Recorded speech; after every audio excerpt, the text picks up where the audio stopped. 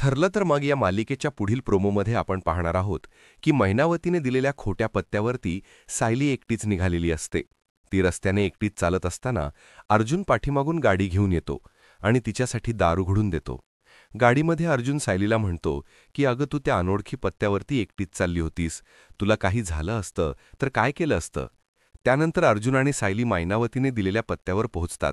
दरवाजा ठोठावल्यानंतर सायली आतल्या माणसाला विचारते की मंदा साळुंखे इथेच राहतात का, मातृभवन साडीमध्ये. तो माणूस उत्तर देतो की या नावाचा इथे कोणीही राहत नाही. अर्जुन त्या माणसाला जरा नीट आठवून सांगायला सांगतो. तेव्हा तो माणूस म्हणतो, अहो या नावाचं आजचंच काय, पण गेल्या 40 वर्षांपासून इथे कोणीच राहत नाही. हे ऐकल्यानंतर अर्जुन आणि सायलीला मोठा धक्का बसतो. सायली अर्जुनला विचारते की म्हणजे आईने फोन नंबर आणि मावशीचं नाव मला चुकीचं सांगितलं, पण तिनं असं का केलं असेल. या प्रश्नाचे उत्तर अर्जुनकडेही नसते.